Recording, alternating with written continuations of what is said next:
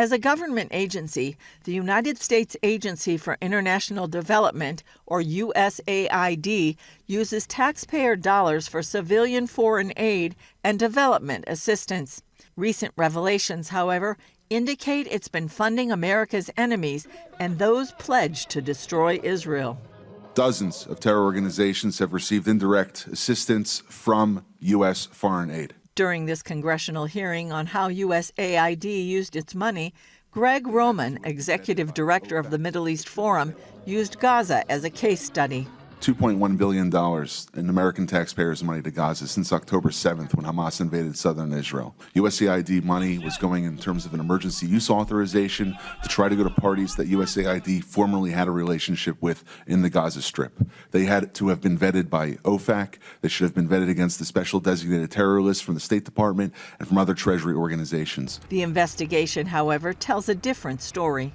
Waivers were granted because they said that there was an emergency use to have that money come in to Gaza, thereby jettisoning the usual typical screening procedures. As a result, 90% of aid that was going from the United States by way of its agents in Gaza ended up in Hamas-controlled areas. And this is ridiculous. Essentially, what the U.S. assistance to Gaza did was underwrite the ability for Hamas to survive until the ceasefire was just passed. CBN News reached out to USAID for a response on the continuation of the funds after October 7th, but did not receive a reply. In his role with DOGE, Elon Musk began to make cuts to the agency almost immediately, although the terror funding has been cited before. Senator Ted Cruz told ABC News that he brought up the funding of Hamas long before Trump's reelection. The previous administration, I held up the confirmation of the Middle East director for USAID because USAID was sending millions of dollars into Gaza that was going directly to Hamas and being used to fund terrorism, and they were hiding it. They were trying to keep it in darkness.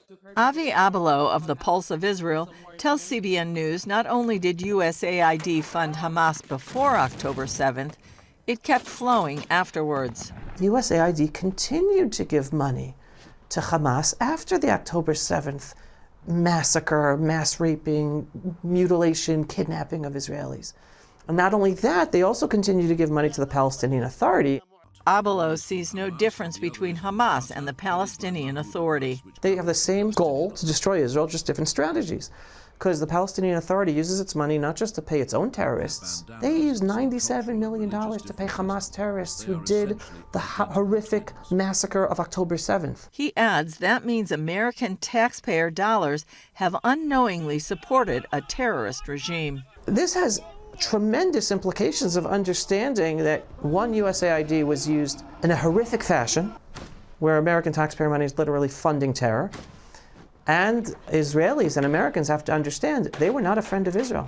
They pretended to be a friend of Israel, but they were literally working against us with their money.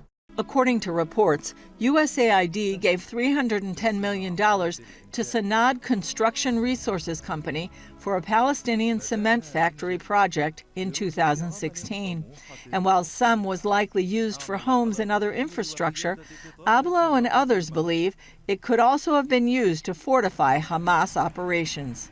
Now, anyone who knows the situation in Gaza, Hamas built around 500 kilometers of terror tunnels under the ground that were used to attack us, that were used for them to be able to run under the ground and escape our soldiers were running in, used to hide our hostages and scutter them away in different places so that our soldiers wouldn't be able to find them. What do you think that cement factory was used for? Abelo believes that every U.S. administration wanted to keep its allies under its control. They wanted Israel to be small. They wanted to institute a two-state solution that, in a sense, endangers Israel. And that was the ultimate policy behind the USAID aid. They want Hamas to be in power. They want the Palestinians to be in power. They want Israel to be in danger, and then always reliant on Big Brother America to come save it, but only if we listen to them. He says it's a good thing that President Trump is now changing that approach. We need Israel to be strong. It's in American foreign policy's interest that Israel be strong.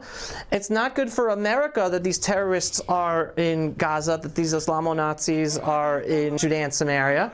he understands not only for Israel, but for the benefit of America, we have to finally end this. Julie Stahl, CBN News, Jerusalem.